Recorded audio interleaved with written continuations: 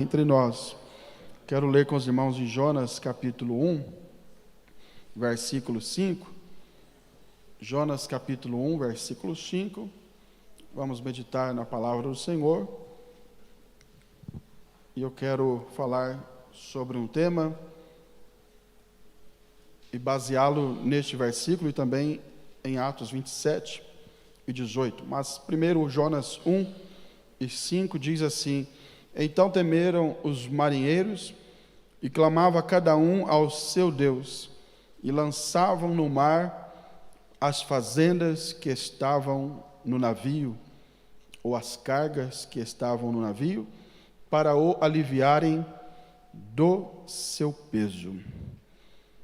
Repita comigo essa frase: para o aliviarem do seu peso. 1, 2, 3.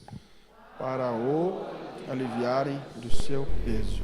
Vamos ler agora Atos capítulo 27. Atos dos Apóstolos, capítulo de número 27 e o versículo de número 18, que diz assim: Andando nós agitados por uma veemente tempestade, no dia seguinte aliviaram o navio. Repita a frase final: aliviaram o navio, no 3, 1, 2, 3. Aliviaram o navio. Somente esses dois versículos por hora, e vamos orar.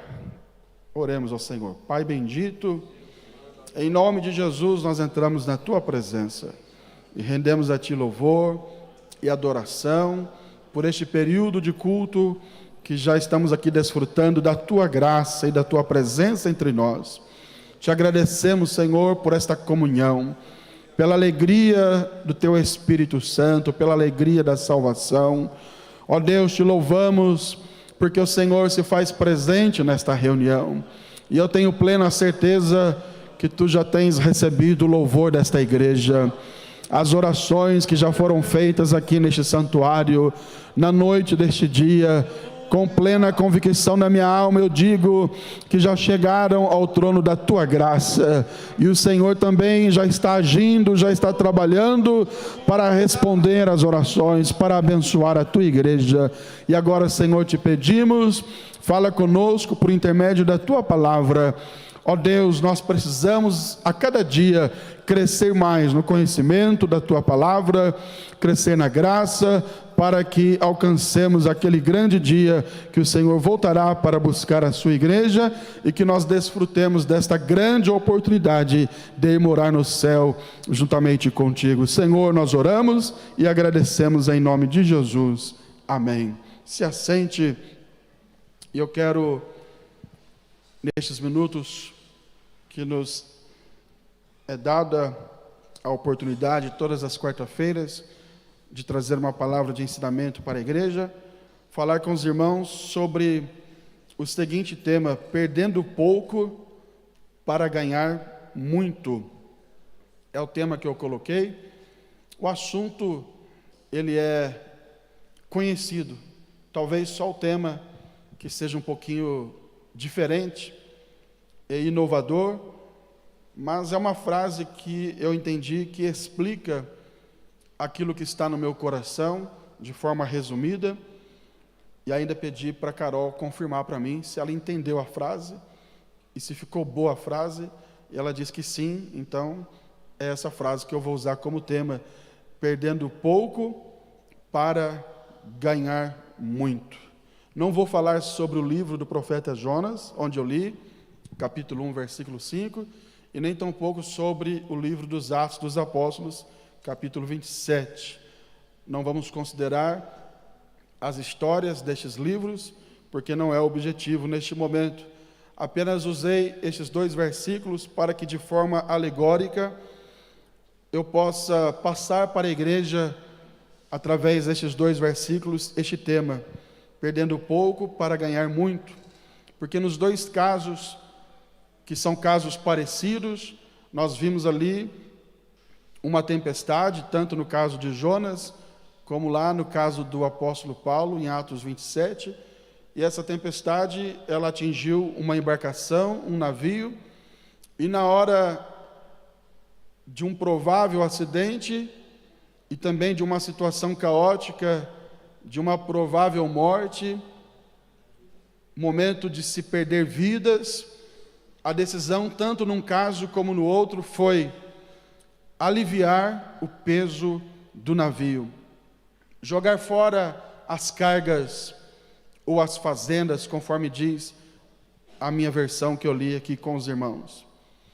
Isso que aconteceu em Jonas capítulo 1 e Atos capítulo 27 é, na realidade, um princípio que atinge a todo ser humano, a todos nós. Numa situação em que podemos perder muito, a gente resolve, de repente, para salvar o muito, perder pouco. Existe até um ditado bem conhecido entre nós: vão-se os anéis e ficam-se os dedos. Vão-se os anéis e ficam os dedos. O que esse ditado quer dizer? Ele quer dizer que a gente pode até perder um bem material, mas manter a nossa integridade física. A gente pode até perder algo de um valor menor, mas preservar algo de um valor infinitamente maior. É o que o ditado nos ensina. E é o que o texto de Jonas 1:5 e Mateus 20, e Atos 27 e 18, que também nos ensinam que na situação de um acidente no mar, com uma embarcação, tanto em um caso como no outro, a decisão foi: vamos aliviar o navio, vamos jogar fora a carga, vamos deixar o navio mais leve, porque senão eles poderiam perder o navio, perder a carga e perder as vidas. Essa é a decisão que foi tomada em um caso e também no outro. E o que eu quero dizer com isso? O que eu quero falar para os irmãos é que essa mensagem de hoje trata da necessidade de nós renunciarmos o que for necessário para que a gente mantenha a nossa salvação. Essa é a mensagem de hoje. É necessário abrir mão de alguma coisa para que a embarcação e as vidas não se percam. É necessário renunciar coisas que até nos fazem bem, mas que implicam diretamente na perda da nossa salvação. Isso não é novo, Jesus ensinou sobre isso. E a gente sabe que a salvação, ela é pela graça. Não é por mérito humano. Foi através do sacrifício de Jesus na cruz do Calvário, e não pelo meu esforço e pelo seu esforço. A salvação é pela graça. Dispensa aqui até detalhar isso, porque os irmãos já conhecem muito bem. É só ler alguns versículos, como Efésios 2, 8 e 9 e outros, que mostram que não há mérito em nós, no que tange a conquistar a salvação. Tudo veio de Cristo Jesus, o nosso Senhor. Mas também é verdade que após sermos salvos, exige-se de cada um de nós um esforço para a manutenção desta salvação. Nós não cremos, como alguns irmãos creem, que uma vez salvo, salvo para sempre. Nós entendemos que a salvação é algo que precisa ser guardado por nós, que é necessário que exista da nossa parte um esforço, uma aplicação diária para que a gente mantenha essa salvação que foi conquistada por Cristo Jesus lá na cruz do Calvário.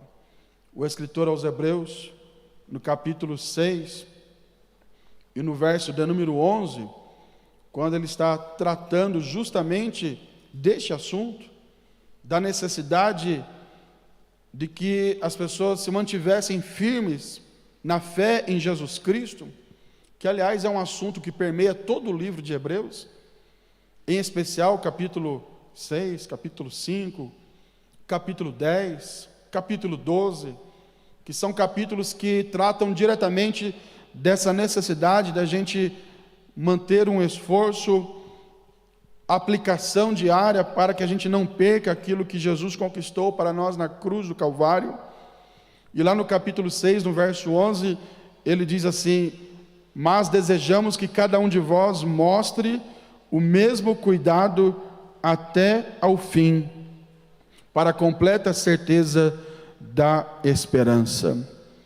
Ele está dizendo que o crente deve ter a mesma intensidade, a mesma fé, lá do início. Tem que ter essa mesma fé no meio da caminhada cristã e também lá no fim, para que seja completa a certeza da esperança. O que ele está dizendo é que cabe a mim e a você, aos crentes em Jesus, um esforço, uma aplicação para a manutenção desta salvação. Lá em Apocalipse 3 diz: guarda o que tens, para que ninguém tome a tua coroa. Na primeira carta de Paulo aos Coríntios, no capítulo 10 e o versículo 22, Paulo dá um conselho, que aquele que está em pé, ele precisa se esforçar para não cair. 2 Pedro, capítulo 2, verso 20 a seguir, também apresenta conselhos sobre a questão do esforço do crente, para que ele não desfaleça na sua caminhada e não volte à velha vida. E para que isso aconteça, para que a gente mantenha a nossa salvação em Cristo Jesus, é necessário então que nós tenhamos uma vida de renúncias, uma vida em que a gente aprenda a abrir mão de algumas coisas que na vida espiritual vão sendo como cargas, pesos desnecessários e que podem afundar a embarcação. Aliás, quando falamos em renúncia, em abrir mão de alguma coisa, em perder alguma coisa, como disse no início, agora eu vou ler alguns versículos, Jesus já havia falado sobre isso, que ser crente implica em perder algo. Ser discípulo de Jesus implica em abrir mão de alguma coisa.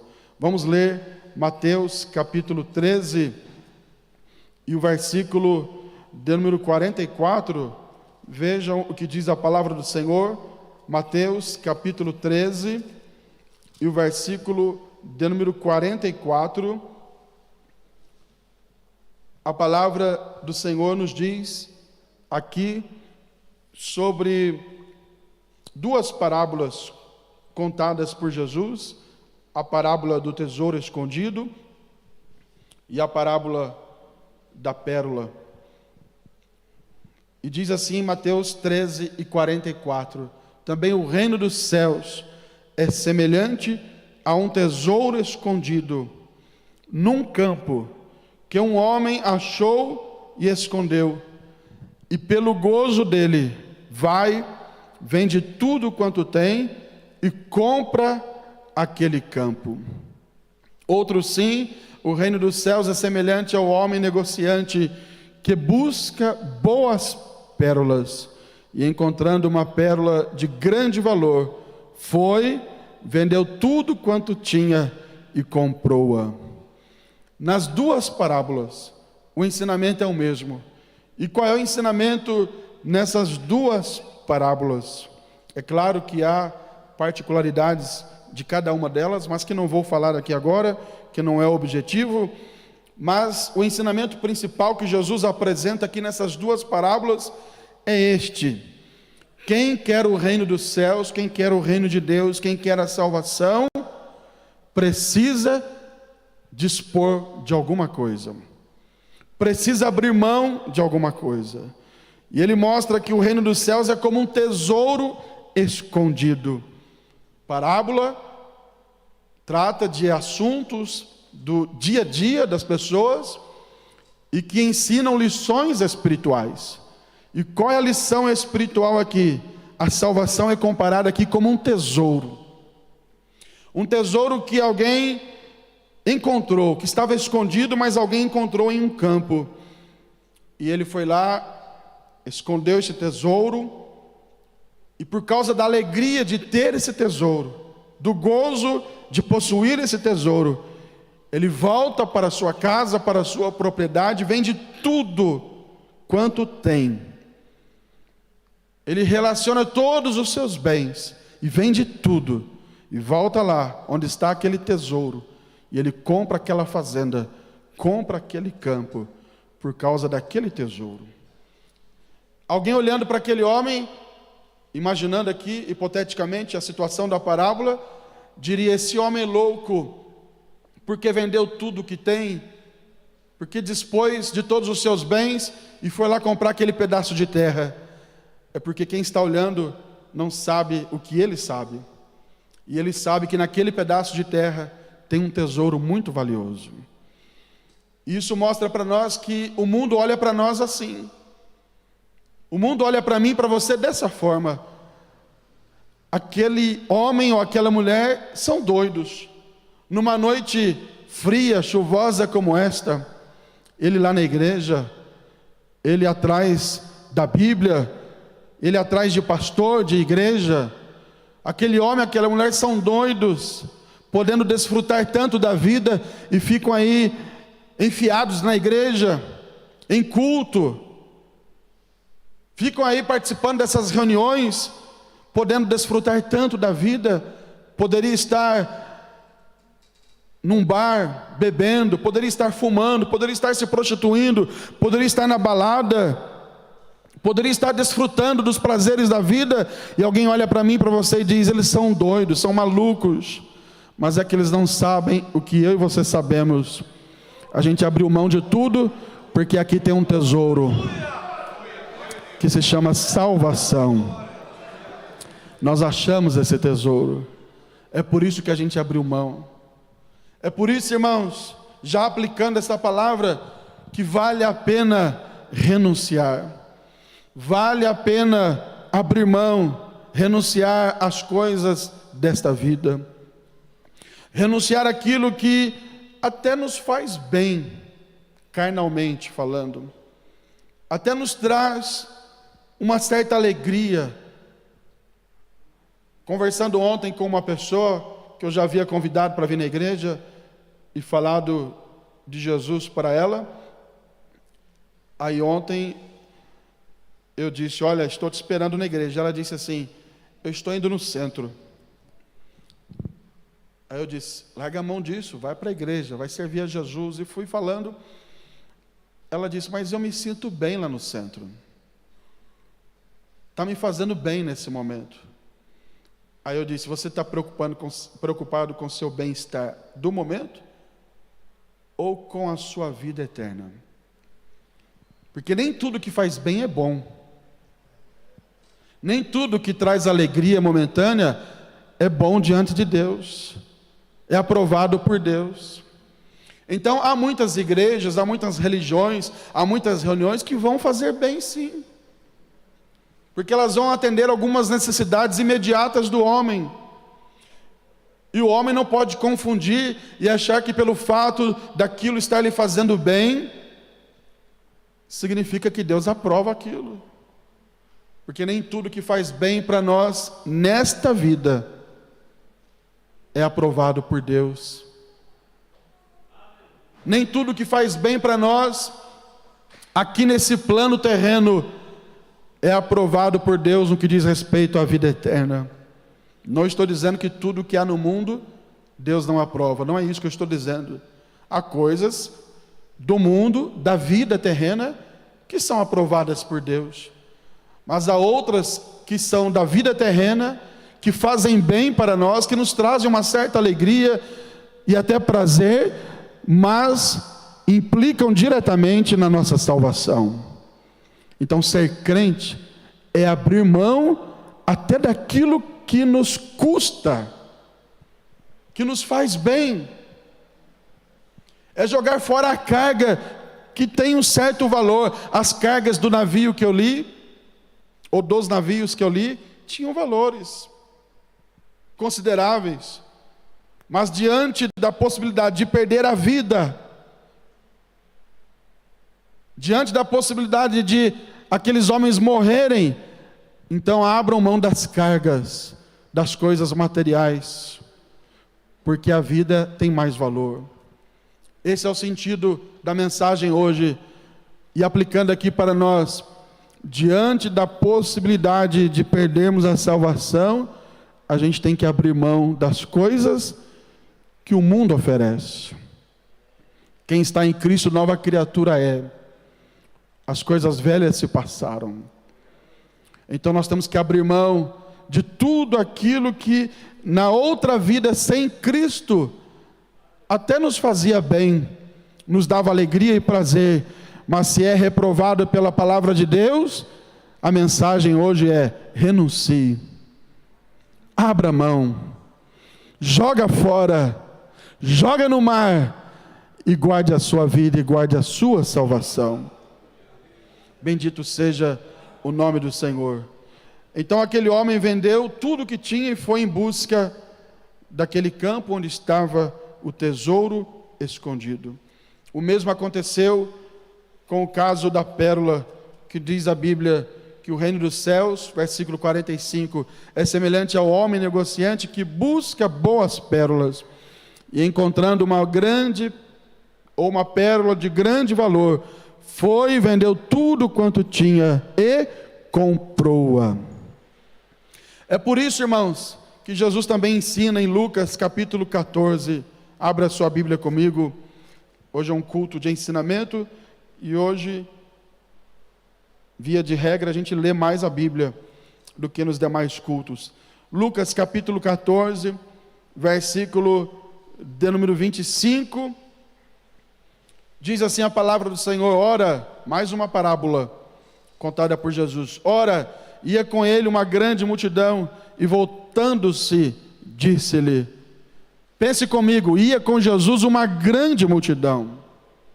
Uma coisa que a gente tem que aprender com Jesus é que Jesus não trocava os valores eternos pelo bem-estar de uma grande multidão. Jesus não trocava, não negociava o fato de preservar os valores eternos versus ter ao seu lado ou ter lhe seguindo uma grande multidão. Porque muitas vezes, hoje em dia principalmente, o que é aprovado é aquilo que vem com o selo de uma grande multidão. Alguém até diz, mas lá está cheio de gente, lá tem muita gente, aquela religião tem muita gente seguindo, mas isso não é selo de aprovação. Não estou dizendo que ter pouca gente é selo de aprovação, também não é. Mas ter muita gente também não é selo de aprovação. Não se engane com a multidão. Não acha porque em determinado lugar tem muita gente, tem muito movimento, e muita gente até alegre, feliz, chorando, não quer dizer que Jesus está aprovando aquilo. E Jesus ensina isso, porque atrás dele ia uma grande multidão. E de repente ele choca a grande multidão. Ele dá uma palavra para eles refletirem, quando ele vira para eles. Eu imagino Jesus andando e a grande multidão lhe acompanhando, e de repente Jesus para, olha para eles e diz, olha, o negócio é o seguinte, se alguém vier a mim, veja que ele começa com uma condicional, se alguém vier a mim, o que ele está dizendo é o seguinte, vocês não são obrigados a me seguirem, vocês não são obrigados a serem meus discípulos, vocês não serão arrastados por mim, porque Jesus não arrasta ninguém, ele guia as pessoas. Jesus não obriga ninguém, ele convence pelo poder do Espírito Santo. Então ele está dizendo, se alguém vier a mim, Jesus está deixando claro, olha, ninguém é obrigado a vir, mas se vier, se vocês quiserem me seguir, tem uma condição, e a condição é, tem que aborrecer pai, mãe, mulher, filhos, irmãos, irmãs, e ainda também a sua própria vida. Tem gente que interpreta isso de forma errada, e acha que ser crente é ser inimigo do pai e da mãe que não é crente. Não é isso. O que Jesus está dizendo é o seguinte: se houver uma situação que você tenha que escolher entre o seu pai e a sua mãe, e o seu irmão e a sua irmã, se você não escolher a mim, você não é meu discípulo. Vou tentar melhorar, dando um caso prático. Alguém chega na igreja e fala: pastor, eu quero ser crente, eu quero batizar, eu quero entrar em comunhão com a igreja, mas acontece que eu não sou casado com a fulana, eu moro com ela amigavelmente, união estável, e eu não quero casar com ela, porque se eu casar eu vou perder tal coisa e tal coisa. Então, a gente quer ser crente, pastor, mas vamos do nosso jeitinho aqui. Não, Jesus está dizendo o seguinte: olha, você tem que priorizar a mim. Quer ser meu discípulo? Não é obrigado, mas se quer, prioriza a mim. Mas eu vou perder tal situação, eu vou perder tal benefício, eu vou perder tal coisa. Priorize a mim. A gente quer ser crente lá na igreja, mas a gente é um casal de homossexual, a gente pode congregar lá e participar da ceia, ser membro da igreja? Não, não pode. Porque, por incrível que pareça, essa semana me mandaram um link, um vídeo, de uma propaganda por conta do Dia dos Namorados, de uma igreja famosa em São Paulo, que até pouco tempo a igreja e o pastor era referência para nós, até pouco tempo atrás, e a propaganda foi a seguinte, pastor Moacir: propaganda e convite do jantar do Dia dos Namorados. Até aí tudo normal, jantar do Dia dos Namorados, a gente faz também. Mas quando eu fui ver, quem estava fazendo a propaganda era dois barbudos, casados, em nome da igreja, dizendo: nós da igreja, não vou falar o nome aqui da igreja, questão de ética, nós da igreja tal, e é uma igreja que até pouco tempo era referência, que tem um pastor que até pouco tempo era referência, um grande pregador, e os dois barbudos lá, o Zé e o João, hipoteticamente, eu não sei se era Zé, se era João, se tiver algum Zé e um João aqui, desculpa, viu? É só um exemplo. O Zé e o João, dois barbudos, fazendo o convite: meus irmãos, imagina só, hipoteticamente, pastor Moacir, pastor Girian, fazendo um convite para os irmãos, hipoteticamente. Mas o vídeo é esse, eu não sei se alguém viu, esse vídeo. Se não viu, eu tenho, depois eu mando para você ver e confirmar o que eu estou falando. Imagina hipoteticamente, ou Davi, o Paulo, falando: olha, irmãos, venham para o jantar de casais aqui da igreja tal. Dois homens casados. É engraçado, mas é sério o assunto. Jesus está querendo dizer o seguinte: ninguém é obrigado. Diga aí para o seu irmão: você não é obrigado a ser crente, não. Ninguém é obrigado a ir para o céu, não. Ninguém é obrigado a estar aqui, não. Não, Jesus não obriga ninguém. A religião que obriga não é o cristianismo, é outra, né? Que tem outro nome aí, ismo no final, mas é eles que obrigam, que matam, torturam, se não for da religião deles, né? O cristianismo não, Jesus nunca obrigou ninguém. Jesus nunca impôs nada a ninguém. Jesus sempre falou: se quiser, venha após mim. Se quiser, venha. Se quiser, venha. Mas se vier, a regra é essa. Quem quer ir morar no céu, levante a mão e dê glória a Jesus.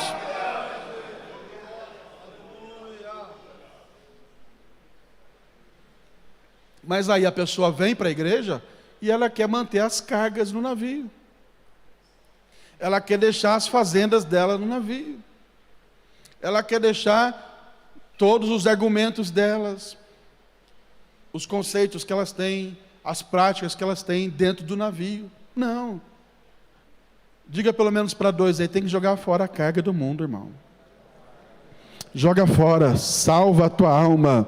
Joga fora aquilo que não pertence ao Evangelho. Manda embora, joga fora. E salve a sua alma. Quantos estão compreendendo, digam amém. Então Jesus diz em Lucas 14:25: se alguém vier a mim e não aborrecer seu pai, sua mãe, mulher, filhos, irmãos e irmãs, E mais ainda, olha o que diz o 26. E ainda também a sua própria vida. O que Jesus está dizendo é o seguinte: você vai ter que abrir mão dos seus próprios desejos. Aborrecer a própria vida não é você se maltratar e se autoflagelar. Não, é você abrir mão dos seus próprios desejos. É você renunciar o seu próprio modo de viver e viver agora segundo Cristo.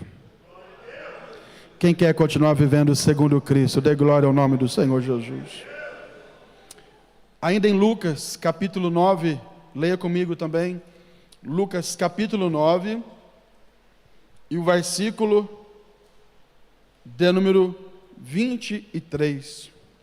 Lucas capítulo 9 e o versículo 23.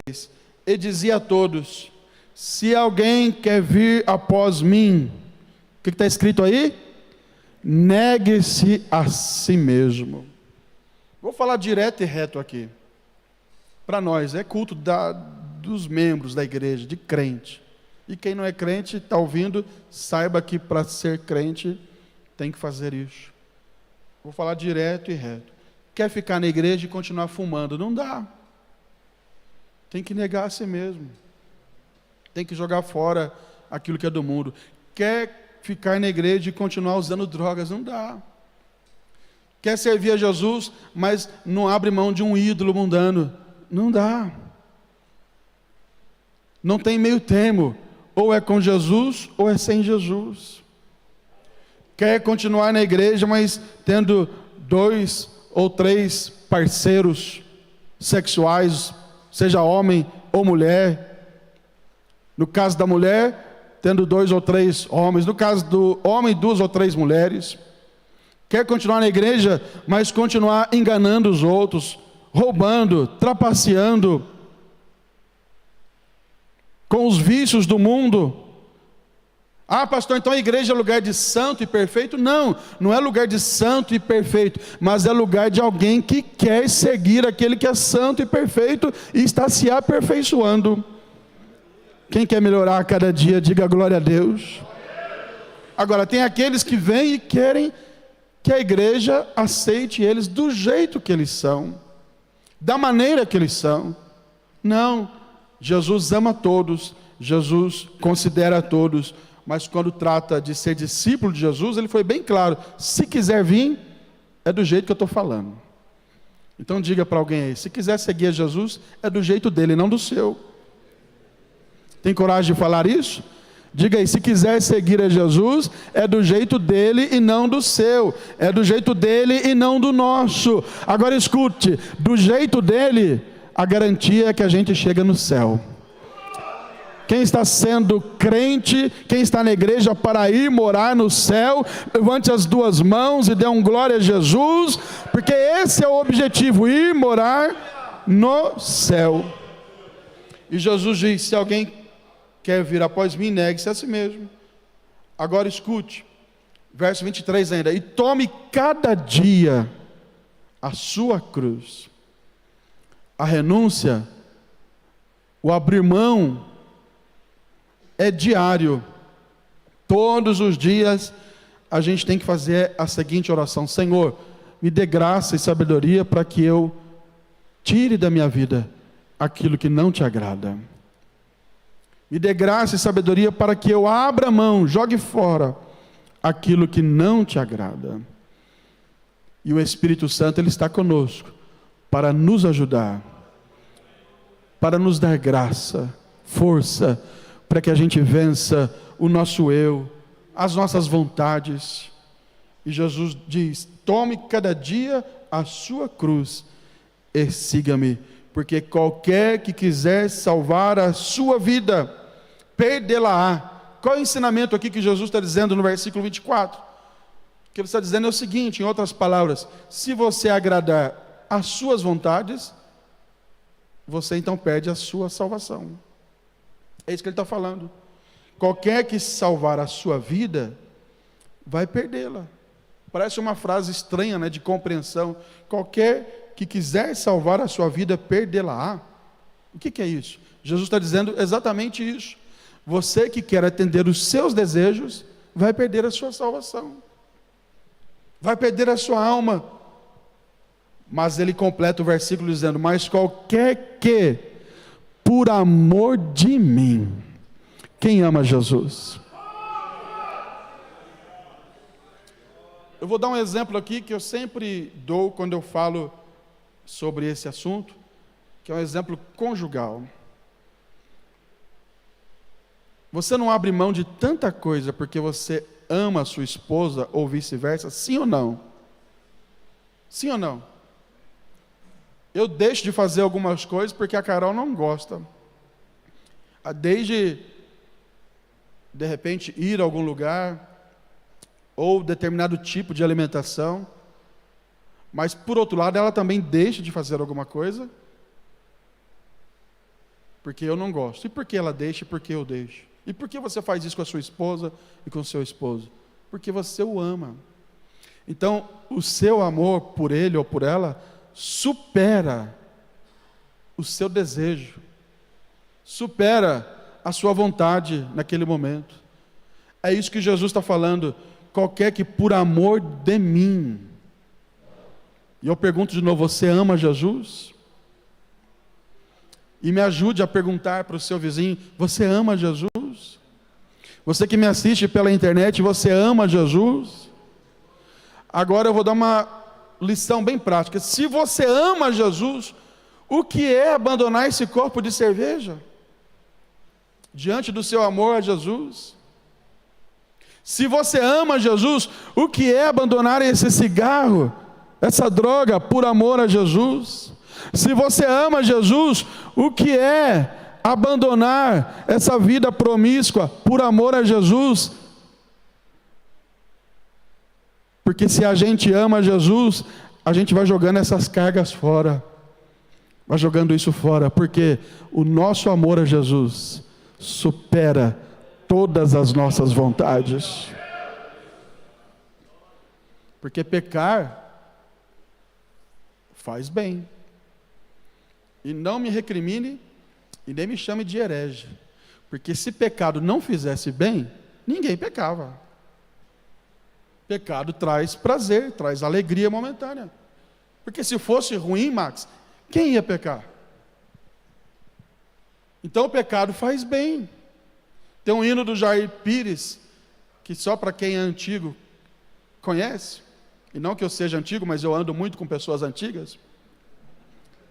E o hino diz assim: o pecado não dói. Alguém conhece esse hino? Olha quantos antigos. O pecado não dói. E ele vai dizendo: é preciso cuidado com este tal de pecado. O pecado não dói, mas ele mata.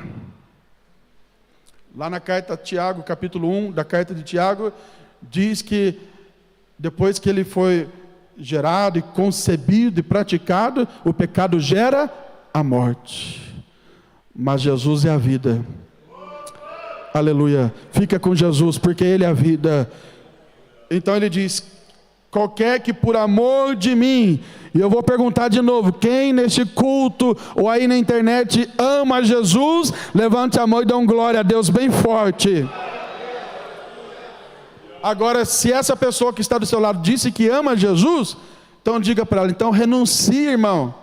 Renuncia aquilo que está te fazendo mal. Renuncia aquilo que vai fazer você perder a sua salvação. Joga no mar esta carga. Joga fora isto. E anda com Jesus. Bendito seja o nome do Senhor.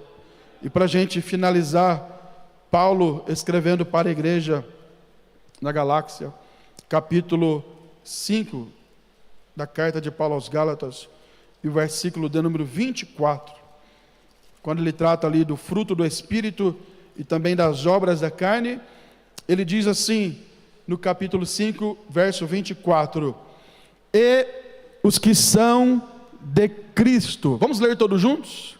Está aí na tela. 1, 2, 3. E os que são de Cristo crucificaram a carne.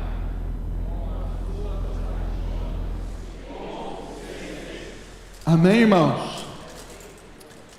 Crente, eu e você temos que crucificar a carne. Em outro texto, Paulo fala mortificar. É você renunciar.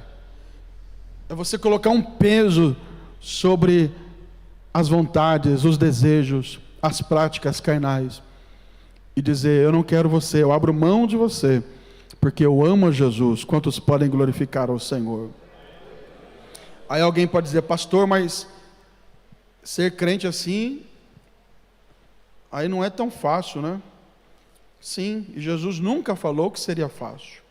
Eu quero terminar lendo 2 textos. Abra sua Bíblia, Mateus capítulo 7 e o versículo 13. Bem conhecido o texto. Mateus 7, 13. Diz assim, entrai pela porta estreita. Lembra que eu falei no início, perdendo pouco para ganhar muito? E na porta estreita não passa com a bagagem, não passa com muita mala, não passa com muita coisa, é só você. E ele diz, entrai pela porta estreita, porque larga é a porta e espaçoso o caminho que conduz à perdição, e muitos são os que entram por ela. Olha aí a multidão de novo, muita gente. Muita gente não é sinônimo de aprovação divina. E aí está dizendo, muitos são os que entram por ela.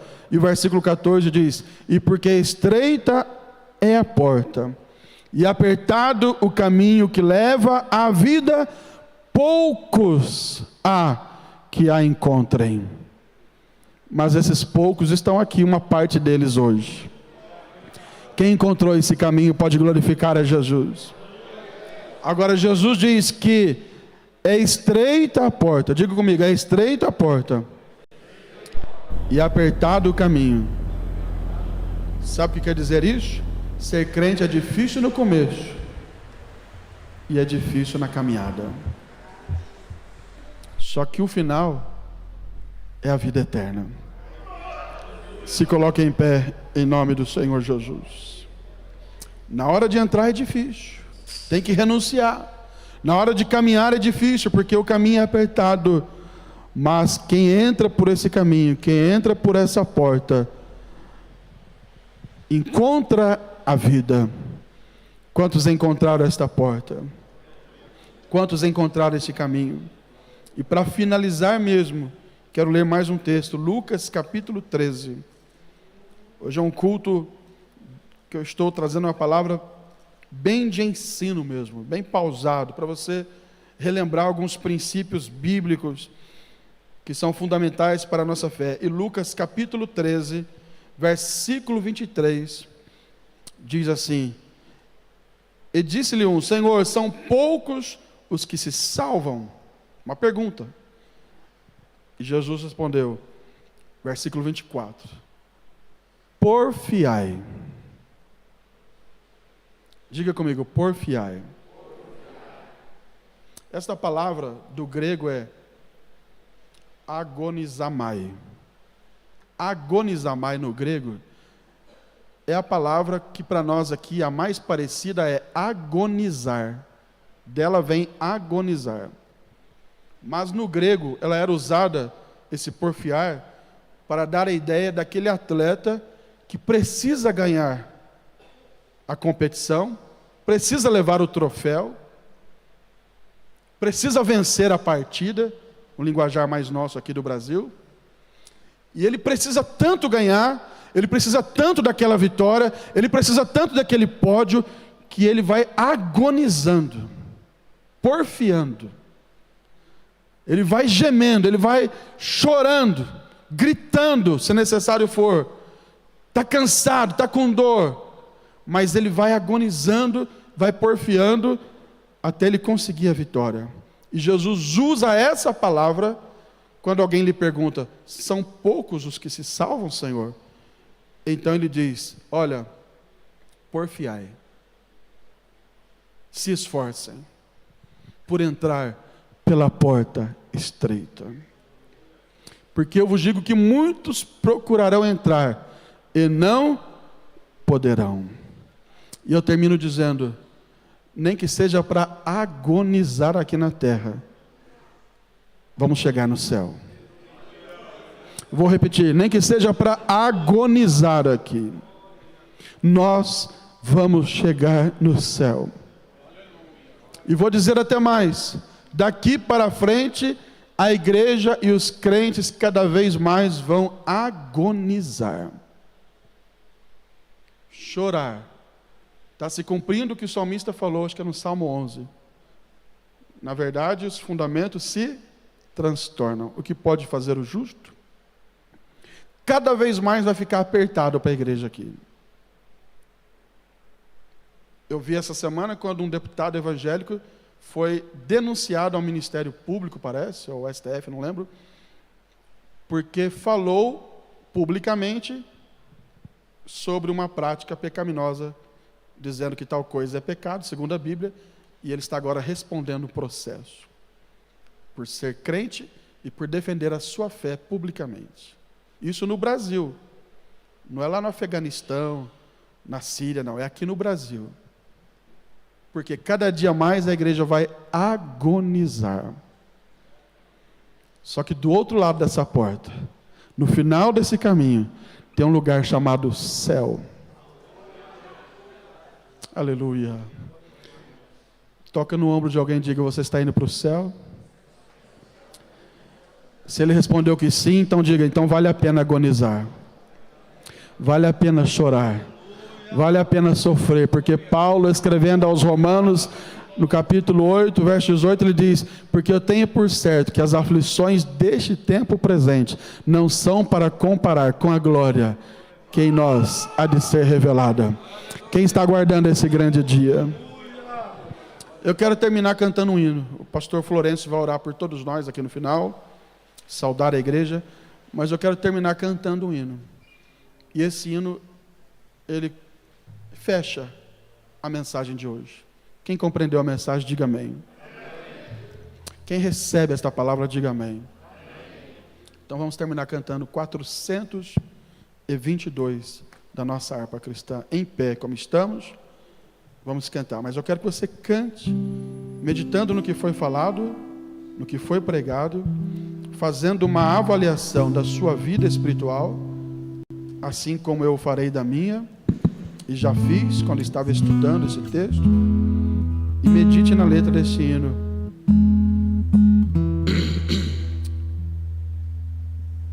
Bate em Mi maior aí, já está em Mi. No céu não entra pecado, fadiga, tristeza nem dor, não há coração quebrantado, pois todos são cheios de amor. As nuvens da vida terrestre não podem a glória ofuscar do reino de gozo celeste de Deus que pra mim preparar, e deu pra linda cidade. Jesus me dará um lugar com os crentes de toda a cidade. A Deus ele sempre louvar. No céu tenho muita saudade das glórias que já hei de ver. Oh, que gozo vou ter quando eu vi meu Senhor, rodeado de grande esplendor. Pagar não é necessário a casa que lá hei de ter, e meu eternal vestuário no céu nunca mais se romper. Jamais viverei em pobreza,